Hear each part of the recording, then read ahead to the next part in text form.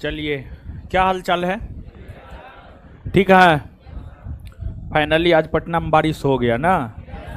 हाँ, मौसम देख रहे हैं, बारिश हुआ है तो मौसम थोड़ा ठीक हो गया है, समझे? बारिश होना जरूरी है। पटना में बारिश होता ना है, सब पापी पटने में है। बात है कि पटना में जो है वृक्ष कहीं नजर आता है? कहीं नहीं।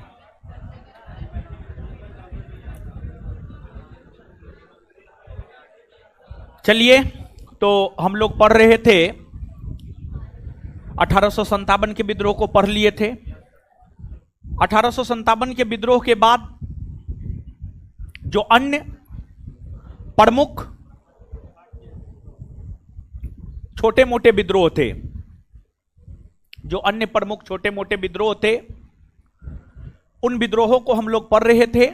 और उसमें जो है लास्ट क्लास में सन्यासी विद्रोह बताए थे। सन्यासी विद्रोह के बाद आपको और क्या क्या बताए थे? कित्तूर चेन्नम्मा विद्रोह और गडकरी और क्या,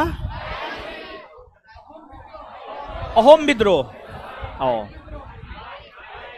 पाइक विद्रोह और भी कुछ नहीं। चलिए, इतना विद्रोह बताए थे। तब आगे जो है अन्य विद्रोहों की भी चर्चा आगे हम आपके साथ करेंगे, लेकिन उससे पहले पिछले सेशन में जो विद्रोह के विषय में हम आपको बताए थे, उससे जो है 2-3-4 क्वेश्चन हम आपसे पूछ रहे हैं, आप फटाफट जवाब दीजिए। बताइए, कित्तूर चेन्नम्मा विद्रोह का नेतृत्व किसने किया था? चेन्नम्मा और रायन्ना। ठीक है, आगे बताइएगा, अहोम विद्रोह कहां हुआ था? असम में। पाइक विद्रोह के नेतृत्वकर्ता कौन थे? बक्सी जगबंधु विद्याधर। सन्यासी विद्रोह की चर्चा किस साहित्य में देखने को मिलती? आनंद मठ में। और सन्यासी विद्रोह कहां हुआ था? कहां हुआ था? बंगाल में ना। चलिए ठीक है, अब यहां से हम लोग आगे बढ़ते हैं। अब आगे समझिएगा। देखिए, आगे हेडिंग मारिएगा आप, नील विद्रोह। नील विद्रोह।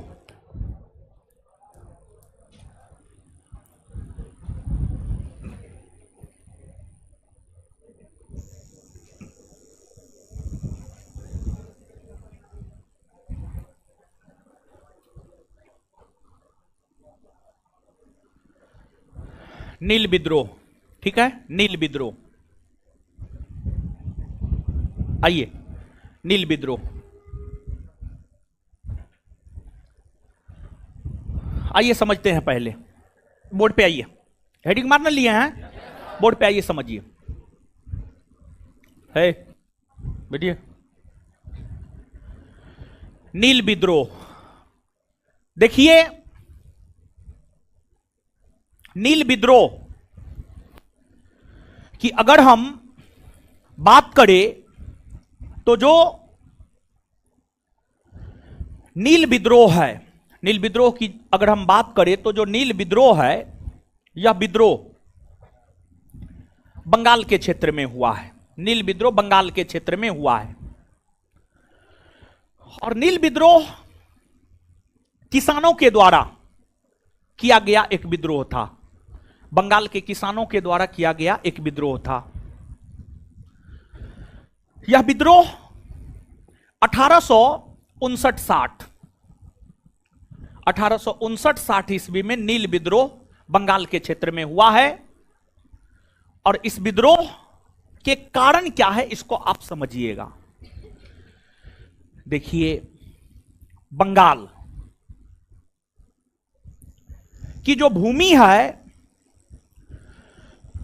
वह चावल उत्पादन के लिए उपयुक्त है।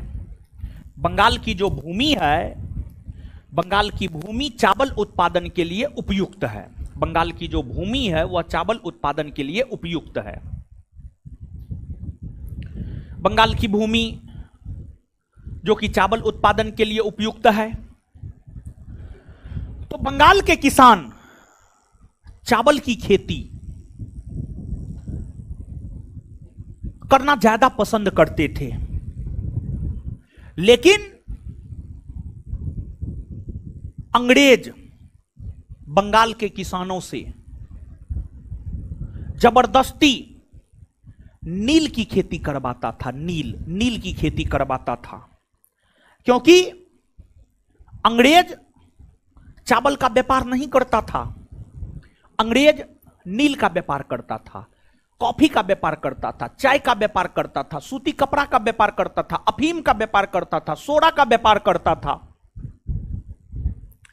तो नील, अफीम, चाय, सोडा, कॉफी, इन सभी वस्तुओं का व्यापार जो है अंग्रेज भारत के साथ करता था। तो चावल की खेती करने से तो अंग्रेजों को कोई फायदा नहीं हो रहा था। तो इसी वजह से अंग्रेज बंगाल के किसानों से जबरदस्ती नील की खेती करवाता था। नील की खेती करना किसानों के लिए लाभप्रद नहीं था, जिस वजह से बंगाल के किसान नील की खेती नहीं करना चाहते थे। बंगाल के किसान नील की खेती नहीं करना चाहते थे। बंगाल के किसान नील की खेती नहीं करना चाहते थे। और बंगाल के किसान दिगंबर विश्वास और बसंत विश्वास, दिगंबर विश्वास और विष्णु विश्वास, दिगंबर विश्वास और विष्णु विश्वास, दिगंबर विश्वास और विष्णु विश्वास के नेतृत्व में बंगाल के किसानों ने नील की खेती को बंद करते हुए जो आंदोलन की शुरुआत 1859 ईस्वी में की, नील की खेती को बंद करते हुए जो आंदोलन की शुरुआत 1859 ईस्वी में की, उसे ही नील विद्रोह कहा जाता है। यह विद्रोह काफी लोकप्रिय हुआ और इस विद्रोह की लोकप्रियता का कारण यह था कि उस समय का समाचार पत्र हिंदू पैट्रियट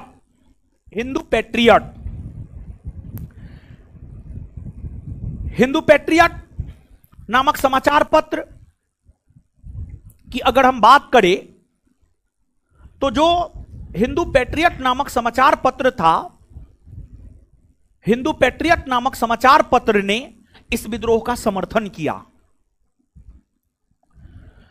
और बंगाल के सभी किसान एकजुट हो गए, जिस कारण यह विद्रोह काफी व्यापक हो गया। और इस विद्रोह की चर्चा दीनबंधु मित्र ने अपनी रचना नील दर्पण में किया है। दीनबंधु मित्र ने अपनी रचना नील दर्पण में नील विद्रोह की चर्चा की है और इस विद्रोह की व्यापकता को देखते हुए नील आयोग का गठन किया गया और नील आयोग ने अपनी रिपोर्ट में यह कहा कि अगर बंगाल के किसान नील की खेती नहीं करना चाहता है तो वह नील की खेती नहीं करे। उन्हें अगर चावल का खेती करना पसंद है तो वो चावल का ही खेती करे। अर्थात नील विद्रोह नील की खेती को बंद करने और चावल की खेती करने को लेकर हुआ और यह अधिकार बंगाल के किसानों को दिया गया कि बंगाल के किसान नील की खेती नहीं करेंगे बल्कि अब चावल की खेती करेंगे। अर्थात इस प्रकार नील विद्रोह आपको सफल विद्रोह हुआ। और नील विद्रोह का सबसे ज्यादा महत्व इस कारण है, नील विद्रोह की अगर हम लोग बात करें तो नील विद्रोह का महत्व इस कारण है क्योंकि यह भारतीय किसानों के द्वारा किया गया प्रथम विद्रोह था जो कि सफल रहा। यह भारतीय किसानों के द्वारा किया गया प्रथम विद्रोह था जो कि आपको सफल रहा। तो यही वजह है कि नील विद्रोह का काफी ऐतिहासिक महत्व जो है आपको है। क्या हो रहा है जी? डेली ऐसे नहीं होता है क्या? क्या दिक्कत है जी? लाइट में क्या दिक्कत है? काहे आता है करता है?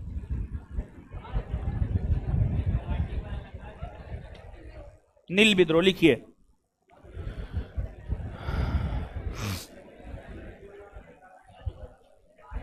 लिखिएगा।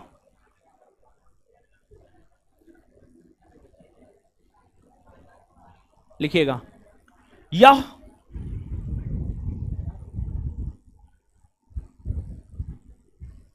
यह विद्रोह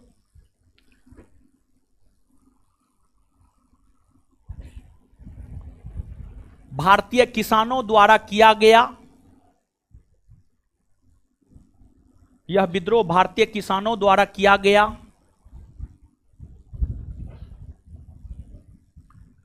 यह विद्रोह भारतीय किसानों द्वारा किया गया प्रथम।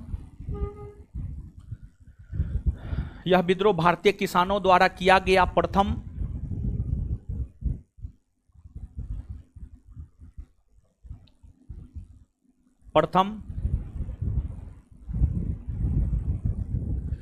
सफल विद्रोह है।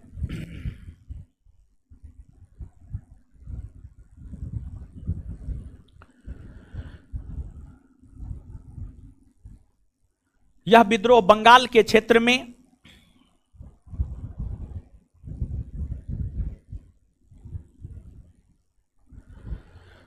यह विद्रोह बंगाल के क्षेत्र में 1859-60 ईस्वी में यह विद्रोह बंगाल के क्षेत्र में 1859-60 ईस्वी में यह विद्रोह बंगाल के क्षेत्र में 1859-60 ईस्वी में दिगंबर विश्वास और विष्णु विश्वास दिगंबर विश्वास और विष्णु विश्वास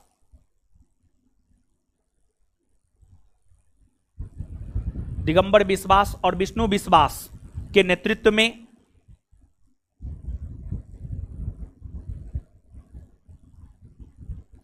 दिगंबर विश्वास और विष्णु विश्वास के नेतृत्व में हुआ।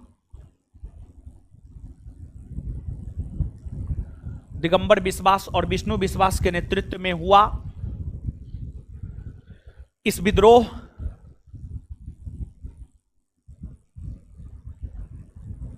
का कारण इस विद्रोह का कारण यह था कि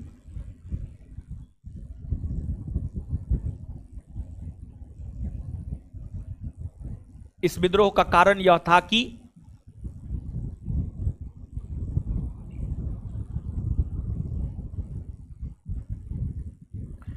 इस विद्रोह का कारण यह था कि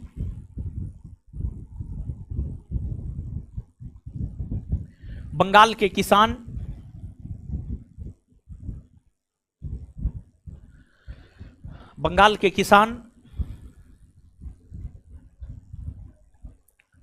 चावल की खेती करना चाहते थे।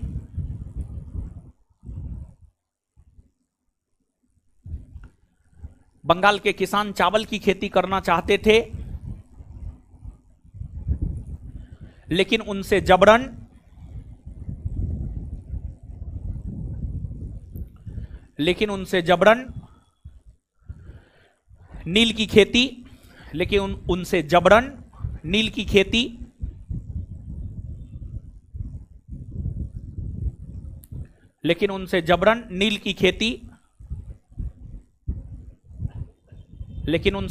नील की खेती करवाई जाती थी।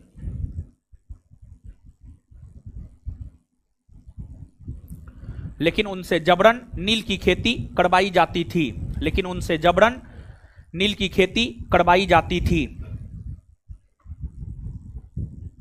बंगाल के किसान नील की खेती नहीं करना चाहते थे, इसी को लेकर यह विद्रोह हुआ है। बंगाल के किसान नील की खेती नहीं करना चाहते थे,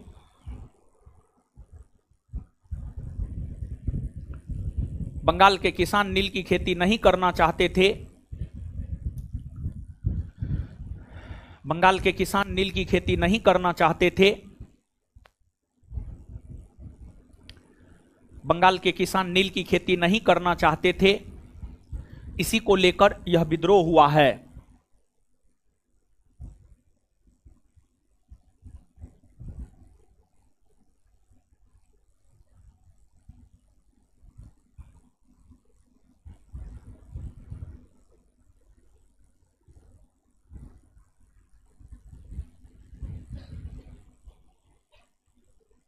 चलिए,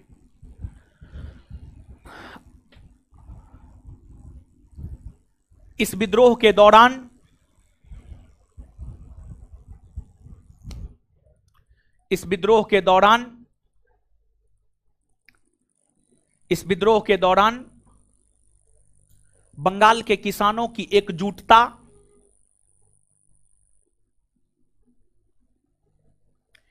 इस विद्रोह के दौरान बंगाल के किसानों की एकजुटता इस विद्रोह के दौरान बंगाल के किसानों की एकजुटता ने अंग्रेजी सरकार को अंग्रेजी सरकार को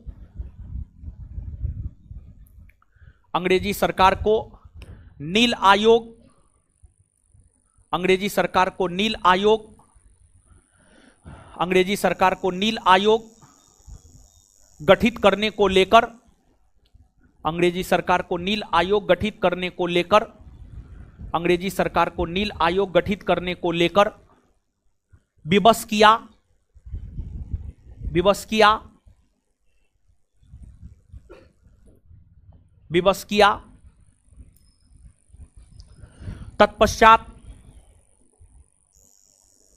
तत्पश्चात 1860 ईस्वी में 1860 तत्पश्चात 1860 ईस्वी में 1860 तत्पश्चात 1860 ईस्वी में 1860 ईस्वी में 1860 1860 ईस्वी में नील आयोग का गठन किया गया। नील आयोग का गठन किया गया।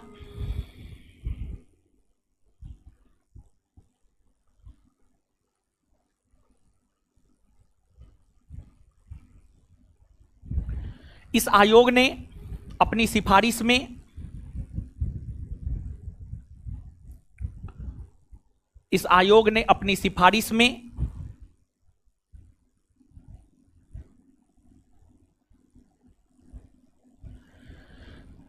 इस आयोग ने अपनी सिफारिश में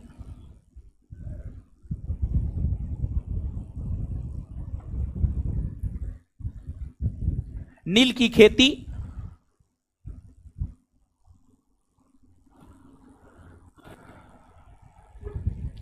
इस आयोग ने अपनी सिफारिश में नील की खेती पर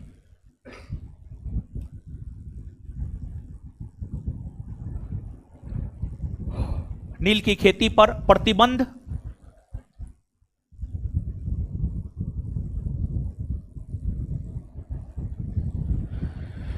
नील की खेती पर प्रतिबंध लगा दिया।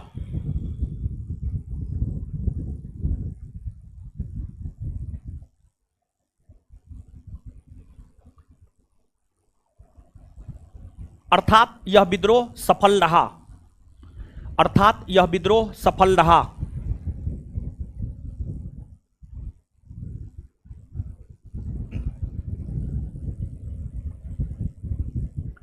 अर्थात यह विद्रोह सफल रहा। चलिए आगे।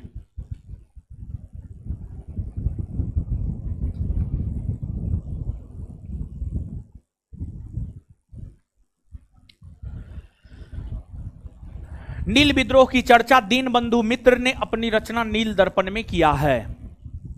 लिख लिए, लिखिएगा अगला स्टार मार के। नील विद्रोह की चर्चा नील विद्रोह की चर्चा नील विद्रोह की चर्चा दीनबंधु मित्र ने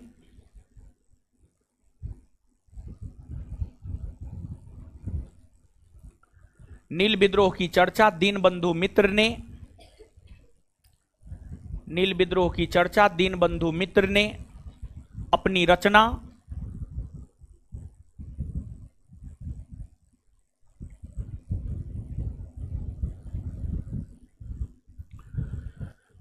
नील विद्रोह की चर्चा दीनबंधु मित्र ने अपनी रचना नील दर्पण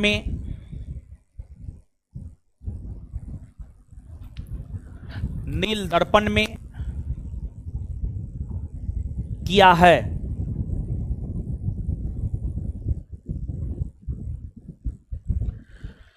आगे आगे लिखिएगा।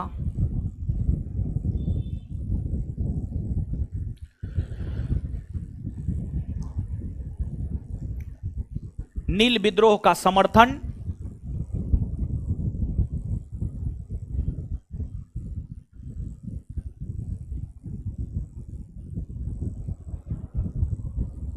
नील विद्रोह का समर्थन हिंदू पैट्रियट, नील विद्रोह का समर्थन हिंदू पैट्रियट, हिंदू पैट्रियट, नील विद्रोह का समर्थन हिंदू पैट्रियट नामक समाचार पत्र ने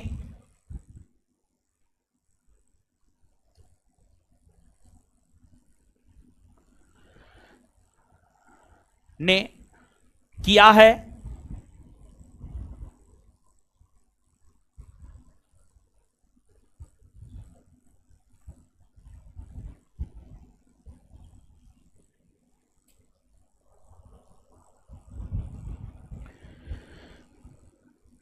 इसके संपादक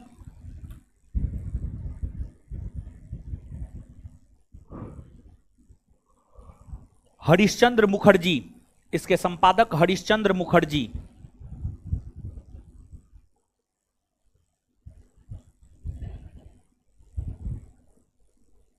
इसके संपादक हरिश्चंद्र मुखर्जी थे।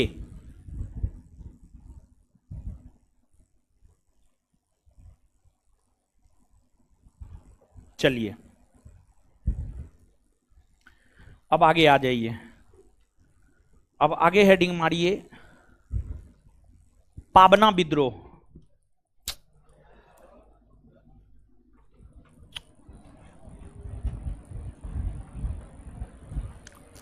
पाबना विद्रोह,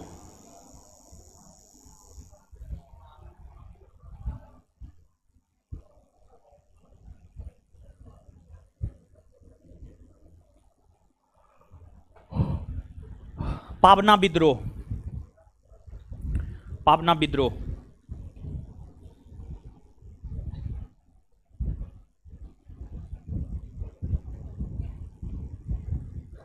पाबना विद्रोह, चलिए आइए पाबना विद्रोह।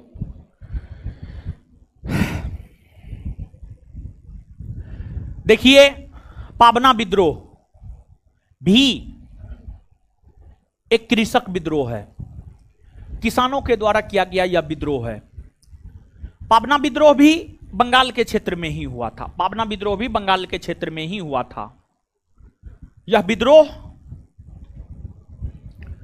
1873 से 1876 ईस्वी के दौरान हुए हैं। यह विद्रोह 1873 से 1876 ईस्वी के दौरान हुए हैं। इस विद्रोह के नेतृत्वकर्ता ईशान चंद्र राय, केशव चंद्र राय, शंभुनाथ पाल, ईशान चंद्र राय, केशव चंद्र राय और शंभुनाथ पाल, इन लोगों ने इस विद्रोह को नेतृत्व प्रदान करने का काम किया। यह विद्रोह ब्रिटिश उपनिवेश के खिलाफ नहीं था, मतलब यह विद्रोह अंग्रेजों के खिलाफ नहीं था, यह विद्रोह अंग्रेजों के खिलाफ नहीं था, बल्कि यह विद्रोह जमींदारों के खिलाफ था, बल्कि यह विद्रोह भारतीय जमींदारों के खिलाफ था। वैसे भारतीय जमींदार जो किसानों का शोषण करता था, वैसे भारतीय जमींदार जो किसानों का शोषण करता था, जो किसानों का शोषण करता था और किसानों से अत्यधिक कर की वसूली करती थी, किसानों से अत्यधिक कर का वसूली करता था, उस प्रकार के जमींदार के खिलाफ ही यह विद्रोह हुआ था, उस प्रकार के जमींदार के खिलाफ ही पाबना विद्रोह हुआ था। और इस विद्रोह के दौरान ही यह नारा दिया गया था कि हम महारानी और सिर्फ महारानी का रैयत बनकर रहना चाहते हैं। इसका मतलब यह था, इस विद्रोह में भाग लेने वाले जो किसान थे, इस विद्रोह में भाग लेने वाले किसान इस बात को कहा कि हम सिर्फ और सिर्फ ब्रिटेन की महारानी का किसान बनकर रहना चाहते हैं। रैयत, रैयत का अर्थ होता है किसान। हम सिर्फ और सिर्फ ब्रिटेन की महारानी का रैयत अर्थात किसान बनकर रहना चाहते हैं, हम किसी जमींदार के अधीन नहीं रहना चाहते हैं। इस विद्रोह के दौरान ही दिया गया यह नारा है।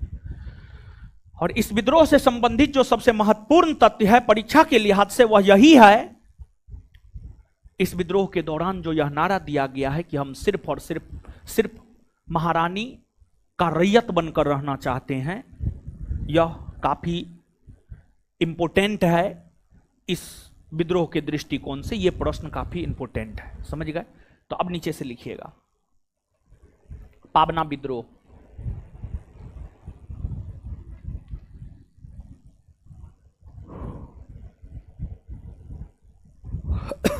पाबना विद्रोह लिखिएगा। यह विद्रोह बंगाल के क्षेत्र में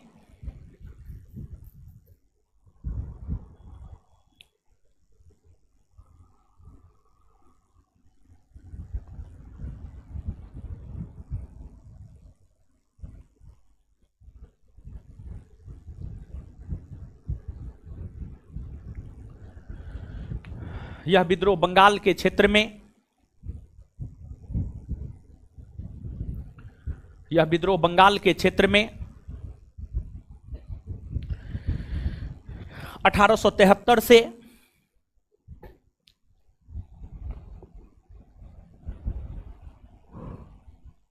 1876 ईस्वी के दौरान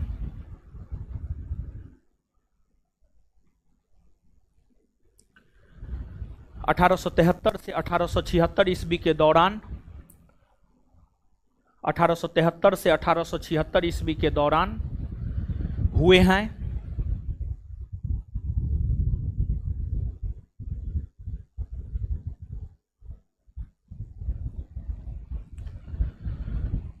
यह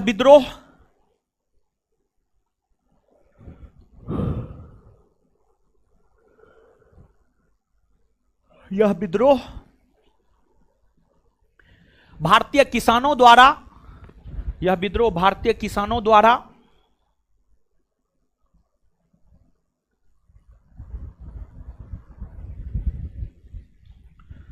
यह विद्रोह भारतीय किसानों द्वारा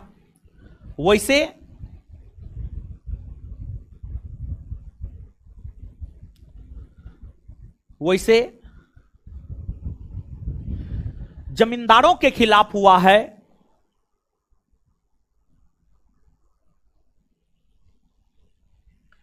वैसे जमींदारों के खिलाफ हुआ है जो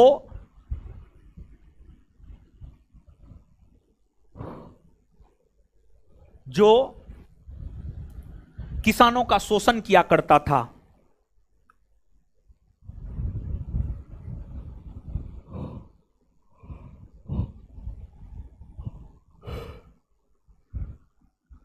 जो किसानों का शोषण किया करता था,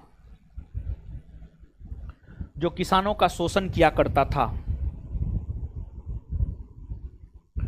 जो किसानों का शोषण किया करता था, जो किसानों का शोषण किया करता था। इस विद्रोह के नेतृत्वकर्ता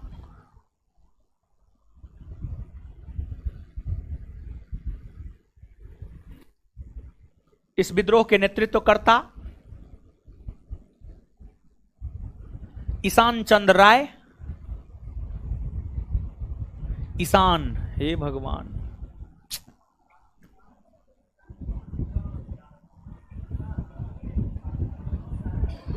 ईशान चंद्र राय, इस विद्रोह के नेतृत्वकर्ता ईशान, किसान लिख रहे हैं, आय महाराज, नहीं सही नहीं सुनाई दे रहा है, कान खराब हो गया है, कान में जो है सरसों तो ले करके, और उसमें एक होता है जिसमें दोनों तरफ रुई लगा हुआ हो तो उसको क्या कहा जाता है? स्टिक कह सकते हैं उसको। तो आज जो है रात में जो है ना, दोनों कान में आप तेल ले लीजिएगा, गरम तेल है महाराज। कान खराब हो जाएगा, गरम तेल मत लीजिएगा महाराज, झूठ बोल रहा है इसे, पागल है, मार दीजिएगा आप लोग को।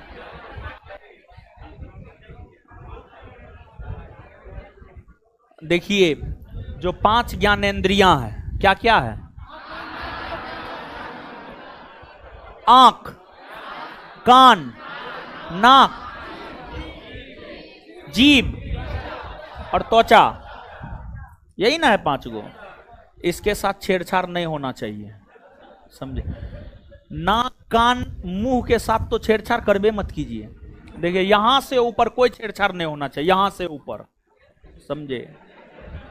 और काफी सतर्कता से जो है चीजों को करना है। एक एग्जांपल हम दे रहे हैं, सुनिए। परसों या तरसों का घटना है, बीएड का परीक्षा कब हुआ है? सोमवार को। बीएड का परीक्षा सोमवार को हुआ है। सुनिए, बता रहे हैं, सुनिए, हल्ला मत है। मंगलवार को, हाँ मंगलवार की घटना हम बता रहे हैं, सुनिए। देखिए एक लड़का था, उसका नाम था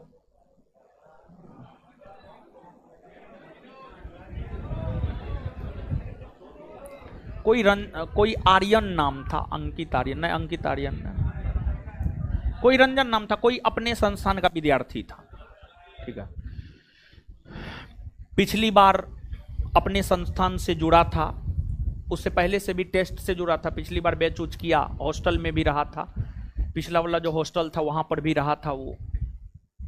पिछली बार उसका सब चीज हुआ भी, लेकिन शरीर थोड़ा हट्ठा कट्ठा था, वेट थोड़ा शरीर में ज्यादा था। तो पिछली बार बिहार एसआई में जब वो दौड़ने के लिए गया तो उसको 8 मिनट समय लगा, 8 मिनट, जबकि 6.5 मिनट में दौड़ना है। मार्क अच्छा खासा था, दौड़ नहीं पाया। तो फिर बाद में आकर के हमसे पूछा था कि आगे क्या करें। हम बोले आपका जो मन है वो आप कीजिए। तो आगे बीपीएससी की ओर जो है मुड़ गया था वो, बीपीएससी का तैयारी कर रहा था, टीचर सबका, बीपीएससी टीचर, बीपीएससी मेन जो बीपीएससी है वो। तो हुआ क्या, जिस रोज परीक्षा हुआ है आपको बीएड का, मंगलवार को, सोमवार या मंगलवार को हुआ है। तो बीएड का परीक्षा देने के लिए पटना से वो अपने घर गया, समझे, और घर से एग्जाम देने के लिए निकला, थोड़ा दूर आगे निकल गया 5 किलोमीटर, तो पता चला एडमिट कार्ड या आधार कार्ड दोनों में से एक वो भूल गया था, जिस वजह से दोबारा रिटर्न हुआ और एडमिट कार्ड जो भी भूला था वो दोनों लेकर के जो है वापस पुनः एग्जाम सेंटर की ओर रवाना हुआ। थोड़ा स्पीड में जा रहा था और जो है आपको हुआ ये कि कोई गाड़ी जो है ना, 4 व्हीलर कोई गाड़ी उसको टक्कर मार दिया, और हेलमेट नहीं पहने हुआ था, हेलमेट नहीं पहने हुआ था। कोई गाड़ी जो है टक्कर मारा और उस टक्कर का चोट जो है उसको सीधे यहाँ लगा, माथा में लगा, यहाँ लगा, और यहाँ चोट लगा और यहाँ पर जो है आपको कट गया, यहाँ पे कट गया ये वाला एरिया, और शरीर में कहीं कोई चोट नहीं था। स्पॉट डेथ हो गया, ऑन स्पॉट। नवादा का था, हाँ नवादा का था, नवादा का था, उसका नाम बता देते हैं, नवादा का था, हाँ नवादा का था, समझे। तो हेलमेट बहुत ज्यादा जरूरी है, समझे। आप लोग चीजों को समझते नहीं हैं, आप लोग इसको निगेटिव वे में लेते हैं। उसका नाम भी हम बता देते हैं, नवादा डिस्ट्रिक्ट का था, अच्छा लड़का था, पढ़ने में बहुत शानदार लड़का था, समझे। वीडियो उसका आया, हम तो देख नहीं पाए, समझे। कार्तिक आर्यन नाम था, कार्तिक आर्यन, बोले थे आर्यन लिखा हुआ था, कार्तिक आर्यन नाम था, और एकदम हट्ठा कट्ठा था। मतलब सोचिए ना, हमसे भी थोड़ा लंबा था, हमसे भी ज्यादा उसका था शरीर सब पूरा, हमारा तो सिर्फ पेटे ने फेंका हुआ है, समझे। उसका जो हाथ सब भी हमसे 1.5 गुना था कम से कम, समझे। बहुत हट्टा कट्टा लड़का था, शरीर में कहीं भी चोट नहीं, सिर्फ माथा पे चोट लगा और स्पॉट हो गया। बगल में हॉस्पिटल भी था, मुश्किल से 10 मिनट के रास्ता पर। हॉस्पिटल जाते जाते कि जब वो गिरा तो फिर उसको जो है उठाया गया, तो यानी कोई हरकत जो है उसका शरीर नहीं किया। हम लोग क्या समझते हैं जानते, वही लड़का अगर हेलमेट पहना हुआ रहता तो ठीक है, चोट लगता, माथा में चोट लगता, हो सकता था हाथ गोड़ टूटता, गिरता हाथ गोड़ टूटता, चोट लगता, लेकिन वो मरता नहीं, मरता नहीं। वो अगर वो हेलमेट पहने रहता तो मरता नहीं। और जीवन से बढ़ के थोड़े कुछ है जी, कुछ नहीं है। बहुत बड़ा कर्म किए होंगे, बहुत अच्छा कर्म किए होंगे, तब जाकर आप मानव के तौर पर अवतरित हुए हैं, समझ गए। तो इस जीवन को ऐसे गंवाना नहीं चाहिए। हेलमेट हम लोग क्या समझते हैं, हम लोग अपना हीरोगिरी दिखाते हैं, लेकिन छोटी छोटी घटना पूरे सब चीज को खराब कर देता है, समझ गए। मान लिया जाए कि अब देखिए उसके परिवार, शादी विवाह नहीं हुआ था, लेकिन फिर भी एक परिवार ने अपने जवान बेटा को खो दिया। मां बाप के लिए सबसे बड़ा कष्टदायी चीज क्या होता है जानते हैं? मां बाप के लिए सबसे बड़ा कष्टदायी होता है अपने जवान बेटा को खोना। इससे बड़ा कष्ट मां बाप के लिए कुछ हो ही नहीं सकता है, समझ गए। तो गाड़ी उड़ी जब भी चलाइए, अरे दादागिरी नहीं दिखाना है। अरे जीवन रहेगा तो बहुत जगह दादागिरी दिखा सकते हैं। तो ये सब चीज पर जो है आपको अच्छे से गाड़ी चलाना चाहिए। गाड़ी और जिंदगी दोनों को उतना ही स्पीड करना चाहिए जितना को आप कंट्रोल कर सकते हैं। अगर ज्यादा कीजिएगा तो गाड़ी भी आप संभाल नहीं पाइएगा, आपका एक्सीडेंट होगा। और जीवन भी अगर ज्यादा स्पीड में चलाइएगा वो भी आपसे संभल नहीं पाएगा, वो भी आपको मृत्यु की ओर ही लेकर के जाएगा, समझ गए। तो सेफ्टी जरूरी है, हेलमेट जरूरी है। चलिए अब आइए, है इसके नेतृत्व करता ईशान चंद्र राय, केशव चंद्र राय और शंभुनाथ पाल ने।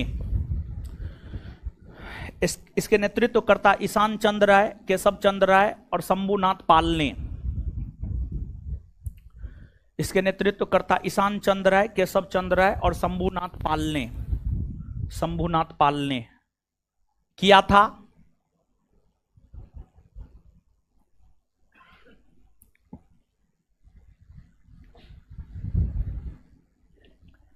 इस विद्रोह के दौरान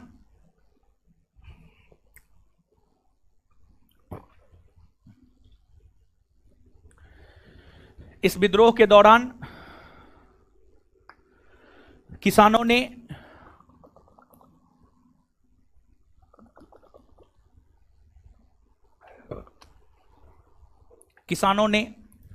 यह नारा दिया कि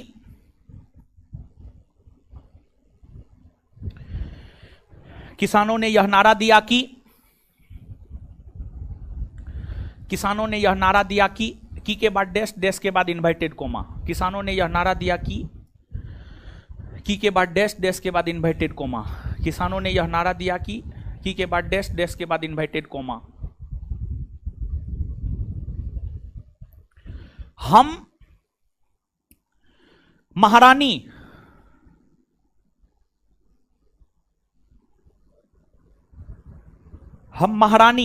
और सिर्फ महारानी, हम महारानी और सिर्फ महारानी का रैयत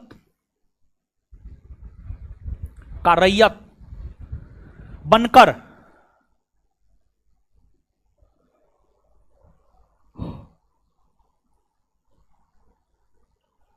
रहना चाहते हैं, का रैयत बनकर रहना चाहते हैं।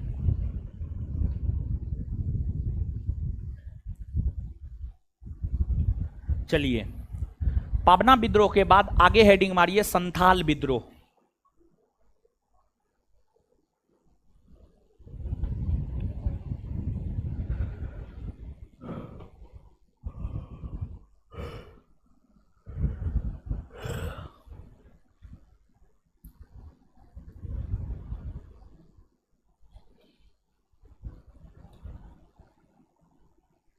संथाल विद्रोह।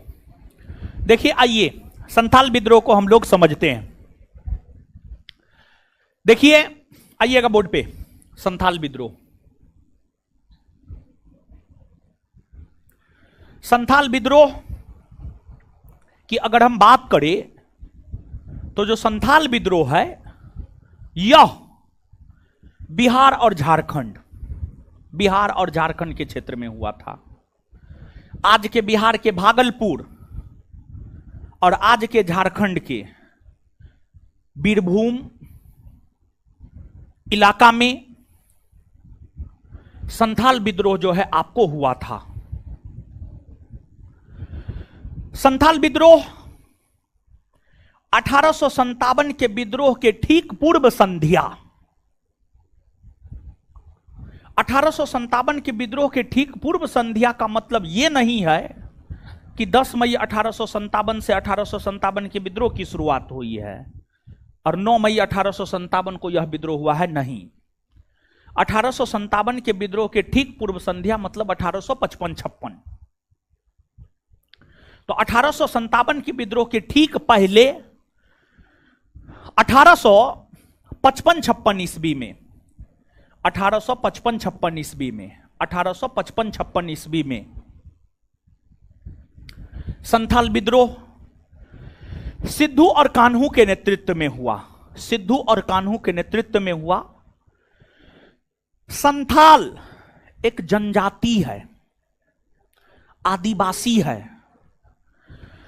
भारत में सैकड़ों की संख्या में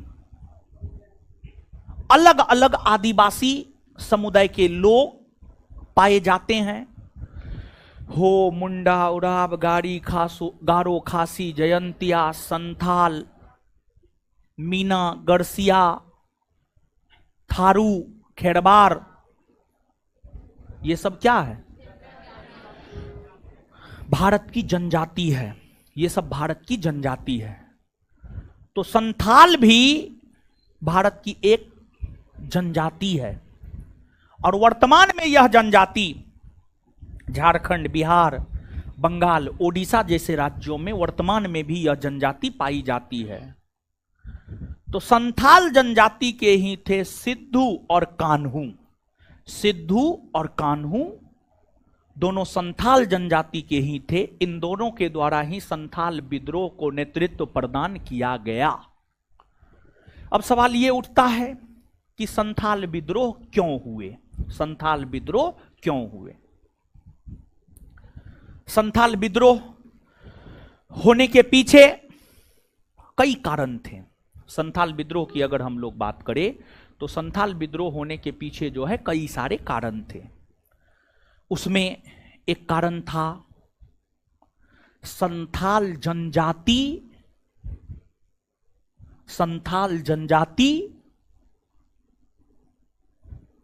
का शोषण किया जाना, संथाल जनजाति को उनके भूमि से बेदखल किया जाना, मतलब उसको उसकी भूमि से हटा दिया जाना, संथाल जनजाति की महिलाओं के साथ अंग्रेजों के द्वारा अभद्रता किया जाना, जमींदारों द्वारा संथाल जनजातियों का अत्यधिक शोषण किया जाना, ये सभी संथाल विद्रोह के कारण बने। और संथाल विद्रोह का स्वरूप काफी शक्तिशाली था। संथाल विद्रोह का स्वरूप काफी शक्तिशाली था। संथाल विद्रोह का स्वरूप काफी शक्तिशाली था। क्यों कह सकते हैं? इसलिए कह सकते हैं क्योंकि इस जनजाति के लोगों ने अंग्रेजी सेना का प्रखरता से सामना किया और इस विद्रोह के दौरान पुलिस स्टेशन, रेलवे स्टेशन, डाकघर, इस सबको उड़ा दिया गया या आगजनी कर दी गई। उड़ा दिया गया या आगजनी कर दी गई। तो जो संथाल विद्रोह था काफी शक्तिशाली और व्यापक विद्रोह था। संथाल विद्रोह काफी शक्तिशाली और व्यापक विद्रोह था। संथाल विद्रोह इस विद्रोह के व्यापक स्वरूप को देखते हुए एक बड़ी और प्रशिक्षित सेना इस विद्रोह को दबाने के लिए आया इस क्षेत्र में, और अंग्रेज सेनापति लॉयड और ब्राउन के नेतृत्व में, अंग्रेज सेनापति ब्राउन और लॉयड के नेतृत्व में इस विद्रोह को दबा दिया गया। और फिर इस विद्रोह को दबाने के बाद एक नया जिला बनाया गया, संथाल जिला, संथाल जिला। और अंग्रेजी सरकार के द्वारा संथाल जनजातियों के लोगों को लेकर एक कानून भी बनाए गए, जिसे संथाल परगना काश्तकारी अधिनियम कहा गया। संथाल परगना काश्तकारी अधिनियम कहा गया। और संथाल परगना काश्तकारी अधिनियम में यह प्रावधान किया गया कि संथाल जनजाति के लोग गैर संथाल को अपने भूमि का अंतरण नहीं करेगा, और अगर करता है तो यह गैर कानूनी माना जाएगा, यह गैर कानूनी माना जाएगा, यह गैर कानूनी माना जाएगा। मतलब इसका यह है कि संथाल जनजाति का जमीन आम लोग नहीं खरीद सकता है, अगर खरीदते भी हैं गैर कानूनी होगा। आपको एक झारखंड में कोई एक युवा है जो संसद का चुनाव भी लड़ा था, हार गया था, क्या नाम है? जयराम महतो। जयराम महतो यही नाम है। वो यही सब मुद्दा उठाता है, जयराम महतो यही सब मुद्दा उठाता है। जयराम महतो कहता है, बड़ी क्रांतिकारी युवा है, बड़ी निर्भीक निडर युवा है। उसका हम एगो क्लिप देखे हैं, समझ गए, इसी वजह से नाम नहीं याद था। उसका एक क्लिप देखे थे, उसमें था कि वो गया था आपको नामांकन करने के लिए, लोकसभा चुनाव में नामांकन करने के लिए गया था, और उसी दौरान जो है पुलिस उसको किसी केस में गिरफ्तार करने के लिए आ गया था। तो पुलिस से बड़ी निर्भीकता पूर्वक, निडरता पूर्वक जो है वार्ता किया और पुलिस तक को हड़का दिया, समझ गए। तो निडर निर्भीक है और उसकी मांग जायज है, उसकी मांग जायज है। चुनाव हार गया है वो, ठीक है, चुनाव हार गया है जयराम महतो, लेकिन उसकी मांग जायज है। वो जो बात करता है उसमें इस बात को भी रखता है कि जब अंग्रेज हम आदिवासियों से जमीन नहीं ले सका, जब अंग्रेजी काल में हम आदिवासी जमीन नहीं दिए, अंग्रेजी शासन के दौरान का कानून है, तो अब हम आदिवासी समुदाय के लोग अपना जमीन किसी को क्यों दें?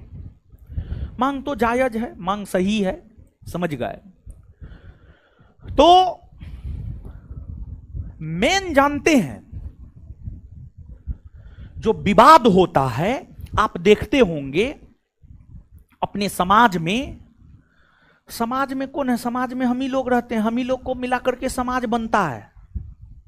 समाज में देखते होंगे जो झगड़ा होता है भूमि के कारण, भूमि के कारण, बित्ता पर भूमि के कारण कान कपार फूट जाता है। ज्यादा भूमि ना है, बित्ता भर, समझे? तो उस प्रकार का सिचुएशन अगर हो ना, छोड़ दीजिए, कहिए तुम ही खुश रहो, समझ गए। लेकिन आप लोग ऐसा कीजिएगा, कथनी और करनी में बड़ी अंतर हो जाता है, समझे? तो खैर ठीक है, जो है सो है। अब सुनिए हीरो सब है, सुनिए। तो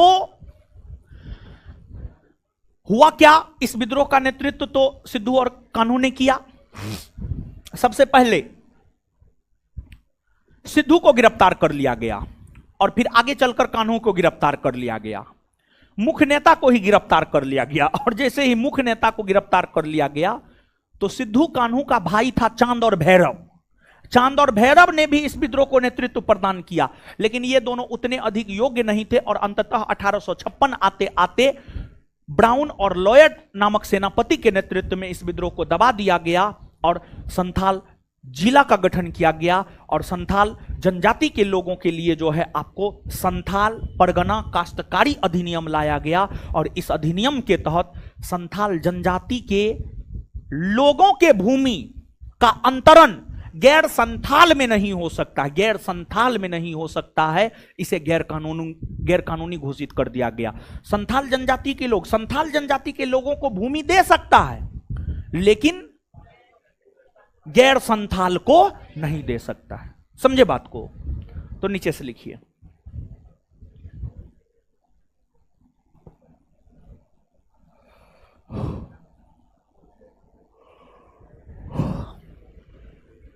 संथाल विद्रोह,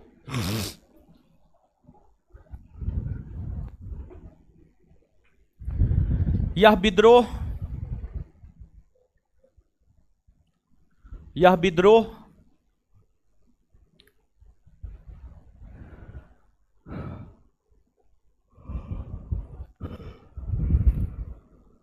यह विद्रोह 1857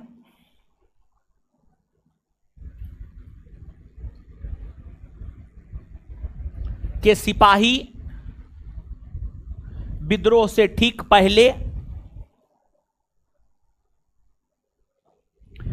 यह विद्रोह 1857 के सिपाही विद्रोह से ठीक पहले 1857 के सिपाही विद्रोह से ठीक पहले 1855-56 ईस्वी में 1855-56 ईस्वी में सिद्धू, कान्हू, चांद, भैरव, सिद्धू, कान्हू, चांद, भैरव, कोमा देते जाइएगा, कोमा देते जाइएगा, सिद्धू कोमा कान्हू कोमा चांद कोमा भैरव के नेतृत्व में हुआ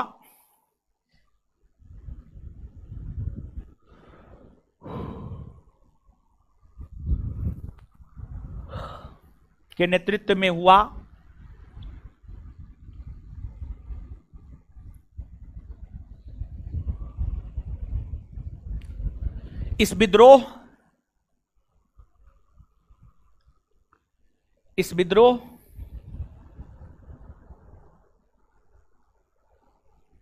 का कारण निम्न है।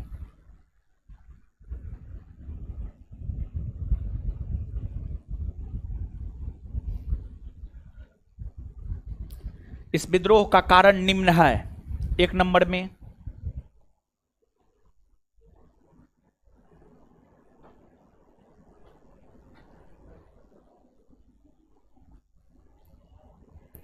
में संथाल जनजाति के लोगों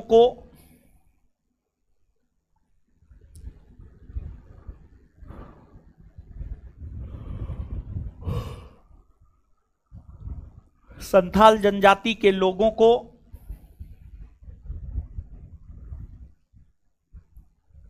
उसके अपनी भूमि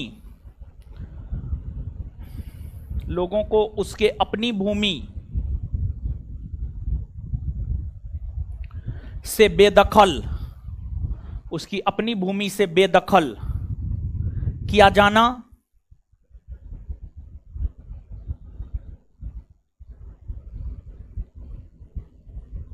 दो नंबर में अंग्रेजों द्वारा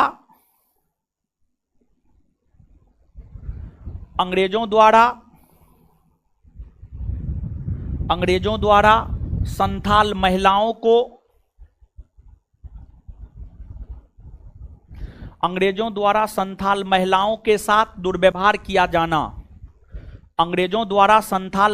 के साथ दुर्व्यवहार किया जाना, अंग्रेजों द्वारा संथाल महिलाओं के साथ दुर्व्यवहार किया जाना। अंग्रेजों द्वारा संथाल महिलाओं के साथ दुर्व्यवहार किया जाना। अंग्रेजों द्वारा संथाल महिलाओं के साथ दुर्व्यवहार किया जाना। अंग्रेजों द्वारा संथाल महिलाओं के साथ दुर्व्यवहार किया जाना।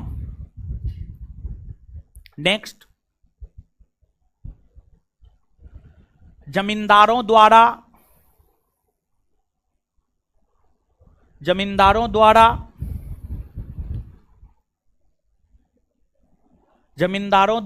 संथाल जनजाति के लोगों का अत्यधिक शोषण किया जाना।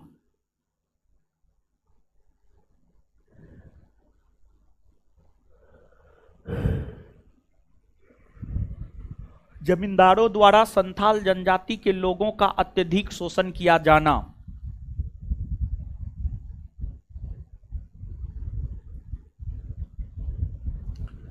जमींदारों द्वारा संथाल जनजाति के लोगों का अत्यधिक शोषण किया जाना।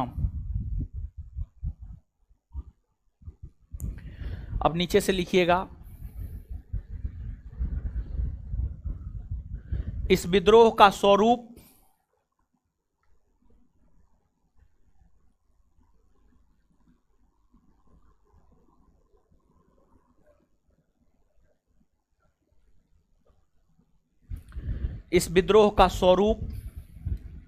काफी व्यापक था।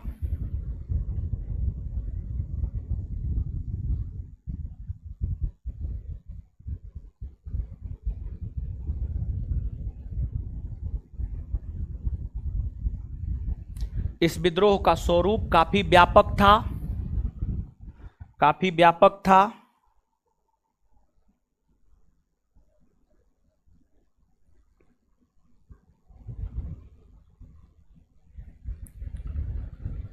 इस विद्रोह के दौरान रेलवे स्टेशन, पुलिस स्टेशन, डाकघर में आग लगा दिया गया था।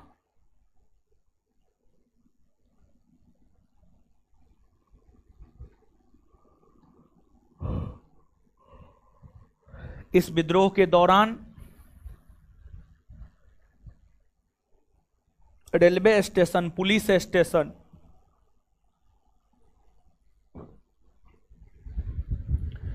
इस विद्रोह के दौरान रेलवे स्टेशन, पुलिस स्टेशन, डाकघर में आग लगा दिया गया था।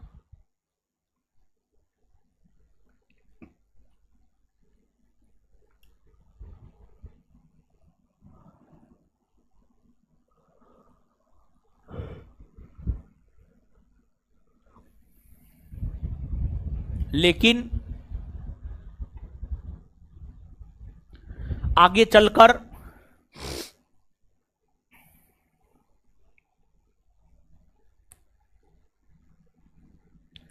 सिद्धू और कान्हू को गिरफ्तार कर लिया गया।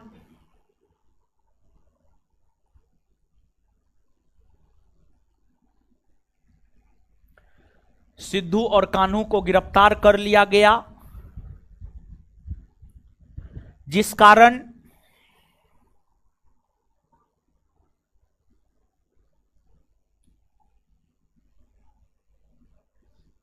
सिद्धू और कान्हू को गिरफ्तार कर लिया गया, जिस कारण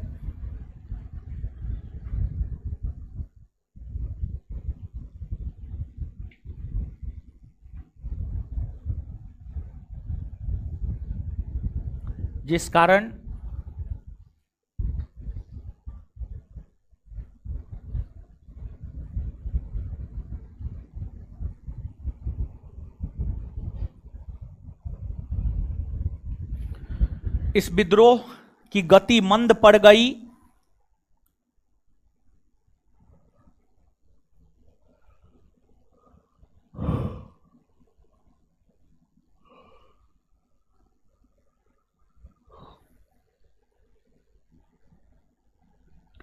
गति मंद पड़ गई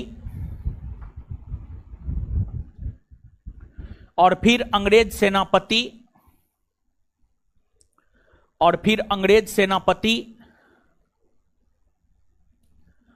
लॉयड और ब्राउन के नेतृत्व में, और फिर अंग्रेज सेनापति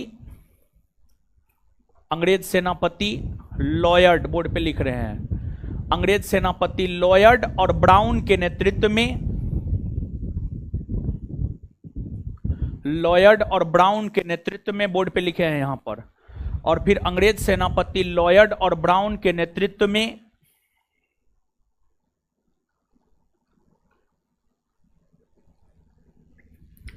इस विद्रोह को दबा दिया गया।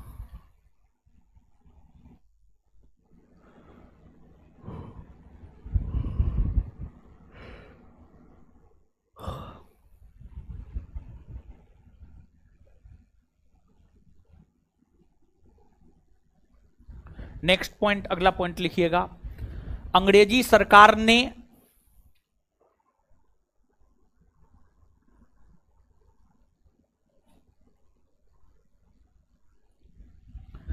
संथाल परगना काश्तकारी अधिनियम,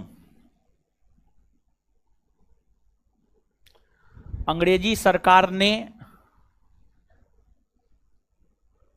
संथाल परगना काश्तकारी अधिनियम, अंग्रेजी सरकार ने संथाल परगना काश्तकारी अधिनियम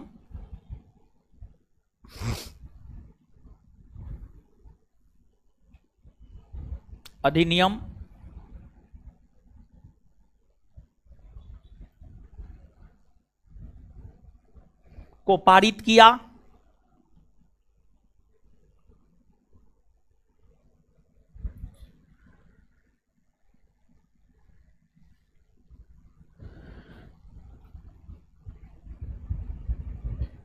जिसके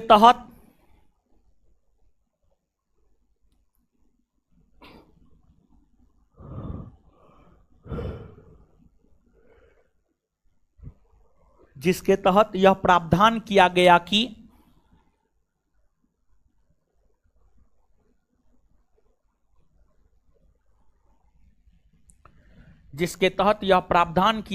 कि संथाल जनजाति के लोग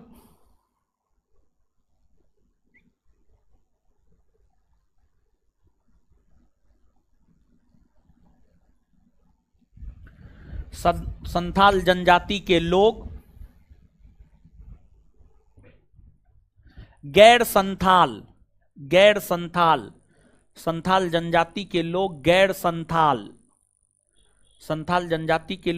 संथाल को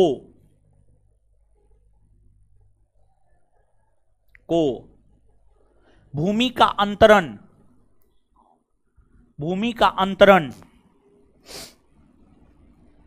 नहीं कर सकते हैं।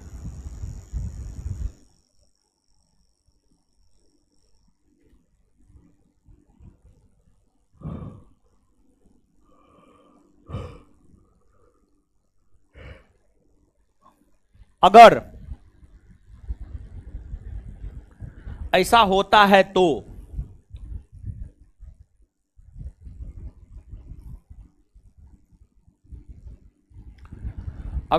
होता है तो यह गैर कानूनी माना जाएगा।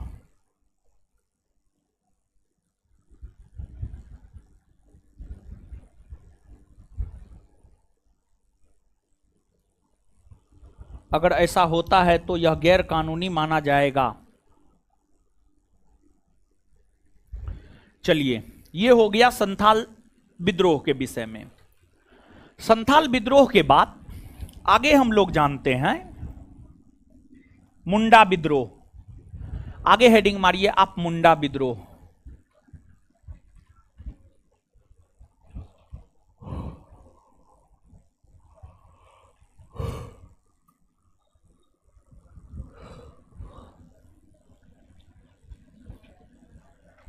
हेडिंग मारिए मुंडा विद्रोह। मुंडा विद्रोह, आइए मुंडा विद्रोह समझते हैं हम लोग मुंडा विद्रोह को। आइए तो बोर्ड पे आइए,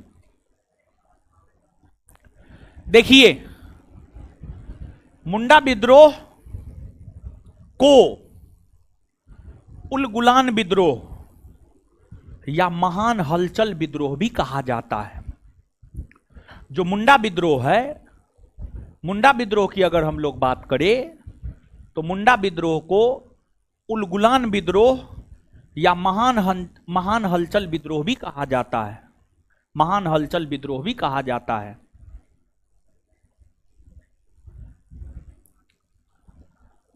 अब आप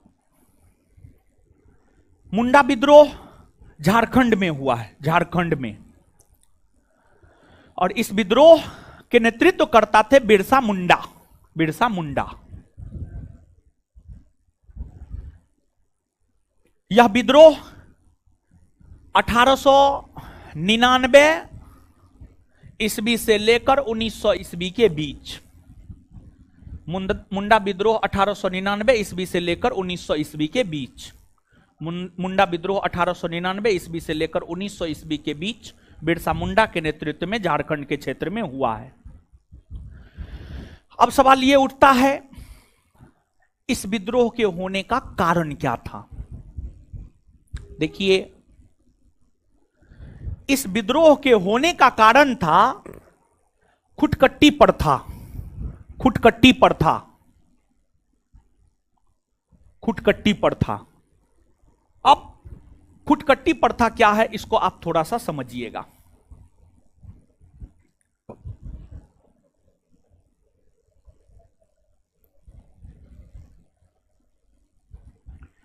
इस विद्रोह के होने का कारण था खुटकट्टी प्रथा। खुटकट्टी प्रथा का हिंदी में अर्थ होता है सामूहिक खेती। सामूहिक खेती, सामूहिक खेती। देखिए, मुंडा जनजाति के लोगों में संयुक्त परिवार का प्रचलन था। संयुक्त परिवार का मतलब होता है जब परिवार के सभी सदस्य एक साथ मिलकर रहे, तो वही होता है संयुक्त परिवार। अब जब परिवार संयुक्त है, परिवार एकजुट है, परिवार एक है, तो जो खेती होगा, जो खेती होगा, खेती भी तो संयुक्त ही होगा। तो मुंडा जनजाति में, मुंडा भी एक जनजाति है, आदिवासी है, मुंडा जनजाति में खुटकट्टी प्रथा का प्रचलन था, मतलब सामूहिक खेती का प्रचलन था। मतलब सामूहिक खेती का प्रचलन था। सामूहिक खेती का प्रचलन था आपको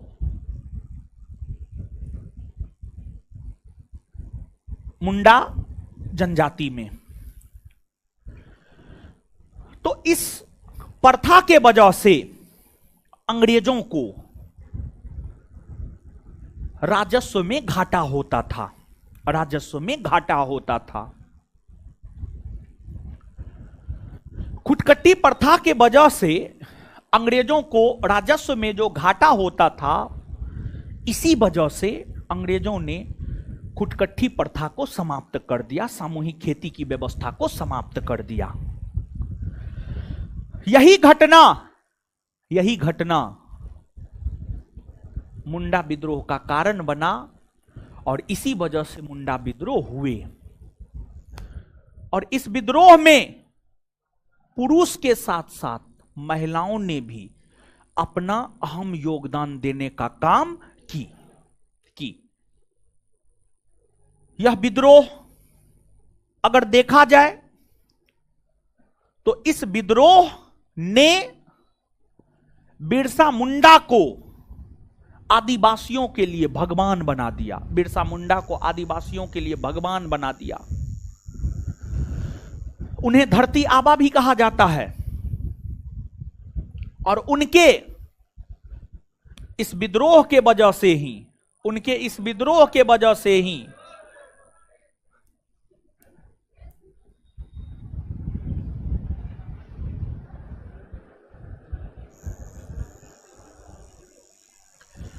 उनके इस विद्रोह के वजह से ही अंग्रेजों ने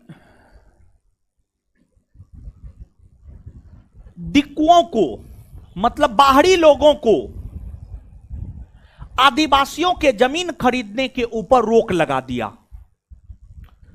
और इस विद्रोह के कारण ही बैठ बेगारी प्रथा का भी अंत किया गया।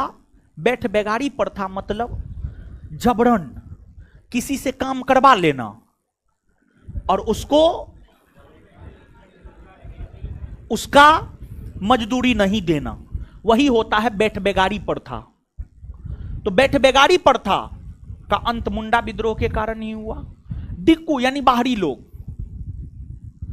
मुंडा जनजाति के लोग अपने जनजाति के अलावे अन्य लोगों को दिक्कू कहकर पुकारता था, मतलब बाहरी लोग। और 1900 ईस्वी में बिरसा मुंडा का निधन भी हो गया था। काफी कम उम्र में बिरसा मुंडा का निधन हुआ था। संभवतः बिरसा मुंडा का जन्म 1875 में हुआ था और लगभग मात्र 25 वर्ष में आदिवासियों का मसीहा बन गया था, आदिवासियों का भगवान बन गया था, आदिवासियों का भगवान बन गया था। और फिर 1900 ईस्वी में जेल में रहते हुए ही बिरसा मुंडा का बीमारी के कारण निधन हो गया था। समझ गए, बीमार पड़ गए थे और फिर उनका निधन हो गया। समझ गए। अब नीचे से लिखिएगा मुंडा विद्रोह।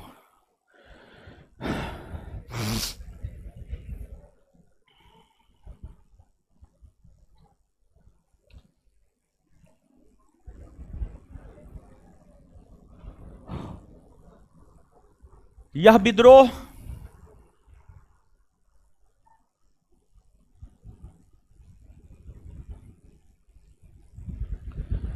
यह विद्रोह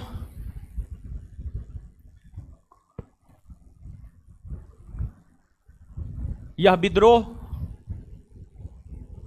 यह विद्रोह झारखंड के क्षेत्र में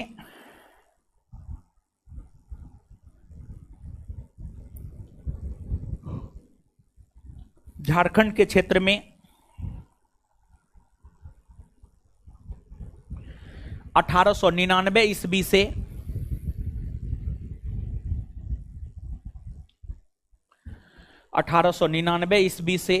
1900 ईस्वी के दौरान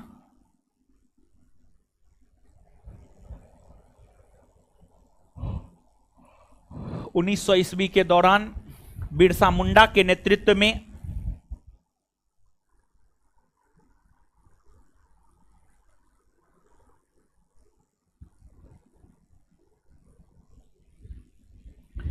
बिरसा मुंडा के नेतृत्व में हुआ।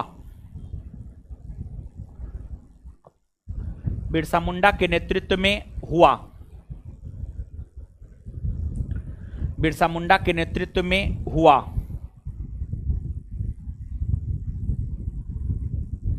इस विद्रोह को उलगुलान विद्रोह लिख देते हैं, चिंता नहीं करना है।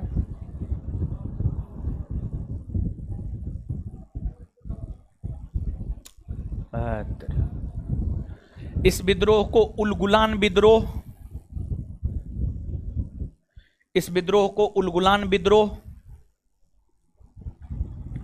उलगुलान विद्रोह या महान हलचल विद्रोह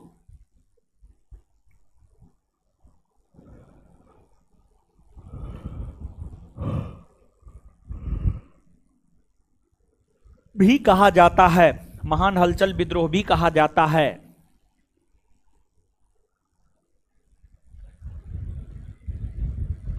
इस विद्रोह का कारण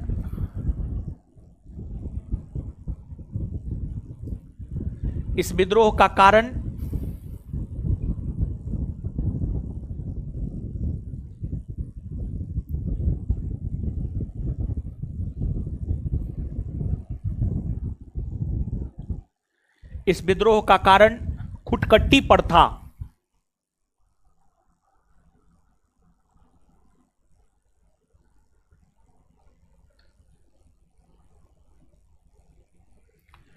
इस विद्रोह का कारण खुटकट्टी प्रथा था। एक मिनट, खुटकट्टी प्रथा यानी सामूहिक खेती।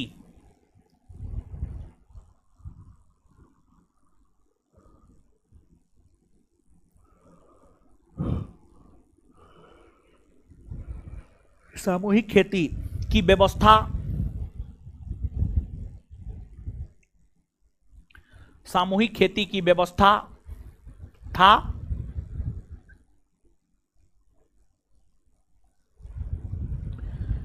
इस विद्रोह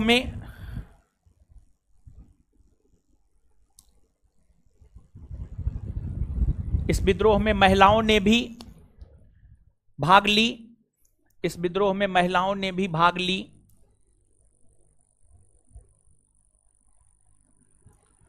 इस विद्रोह में महिलाओं ने भी भाग ली।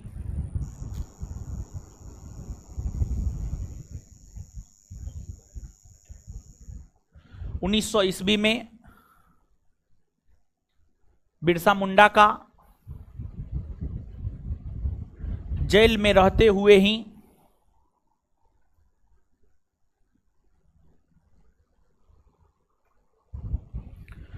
ईस्वी में बिरसा मुंडा का जेल में रहते हुए ही निधन हो गया।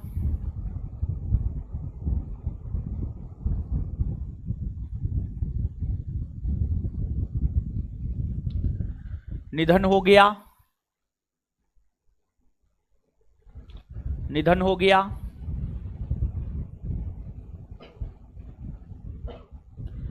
इस विद्रोह के कारण ही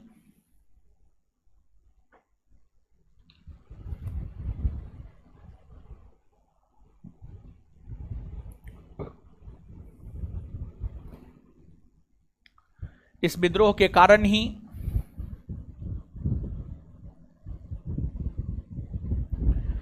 बैठ बेगारी प्रथा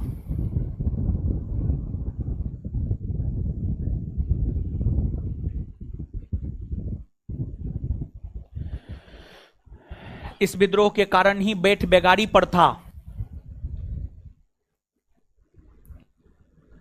इस विद्रोह के कारण ही बैठ बेगारी प्रथा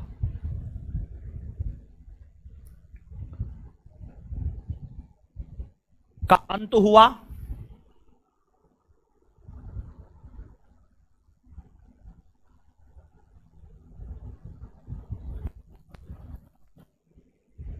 फुल स्टॉप। उसी में जबरन मजदूरी करवाकर जबरन मजदूरों से मजदूरी करवाकर जबरन मजदूरों से काम करवाकर उसका मजदूरी नहीं देना। जबरन मजदूरों से काम करवाकर जबरन मजदूरों से काम करवाकर उसका मजदूरी नहीं देना। जबरन मजदूरों से काम करवाकर उसका मजदूरी नहीं देना ही बैठ बेगारी प्रथा कहलाती है।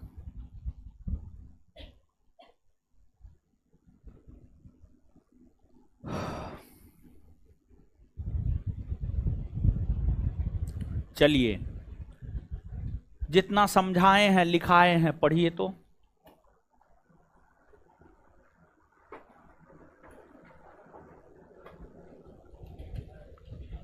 पढ़िए।